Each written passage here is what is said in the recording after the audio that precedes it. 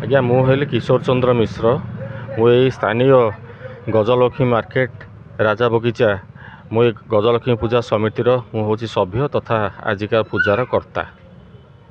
दीर्घ 32 वर्षर यात्रा सुखद यात्रा माँ गजलक्ष्मी आशीर्वाद और करुणारू ये पूजा एमती चली प्रति वर्ष चली महासमारोह चली। ये तो आपड़ देखु यहाँ गजलक्ष्मी मार्केट भितर तो मुख्यतः आमर जी दोकानी भाई मैंने व्यवसायी भाई मैंने से साहाय्य सहयोग तथा साई बासिंदा अकुंठ सहयोग आमर ये पूजाटी समापन करा जाउछि। तेणु साई आमर ये जो समस्त व्यवसाय प्रतिष्ठान तथा समस्त साई बासिंदा सहर बासिंदा उन्नति कल्पे आमर ये पूजार आयोजन।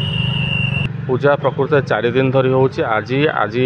आज तो है गजलक्ष्मी पूजा आज किसी माने पूजा तो बर्तमान चालू रही। आसंता काली आमर सांस्कृतिक कार्यक्रम हम 2 दिन पाला अच्छी गोटे दिन भजन समारोह अच्छी आ तत्सहित आमर प्रवचन कार्यक्रम भी अच्छी। आमर आज्ञा पूजा ये गजलक्ष्मी पूजा कमिटर विशेषत्व है आमर गला वर्ष टू माँ आपड़ देखिपे माँ गोटे रूपा माने सुदृश्य रौप्य अलंकार सुसज्जित होती। ही हूँ नयागढ़ सर्वप्रथम जोटा कि उपलब्धि माँ ठाकुराणी एटा तो सतकथा कहले जमती नमस्ते माँ नमस्ते तु महामाई श्रीक्षेत्रे सुरपूजिते शंखचक्र गदा हस्ते महालक्ष्मी नमस्तुते। आमर जेहेतु माँ होचंती धन धान्य देवी जेहेतु तेणु यही रूपा मुकुट तथा अन्यान्य रौप्य आभूषण जी एटा नयागढ़ प्रथम माँ पिंधिंट आपड़ भी देखिपे सुदृश्य अलंकार माँ सुसज्जित होती।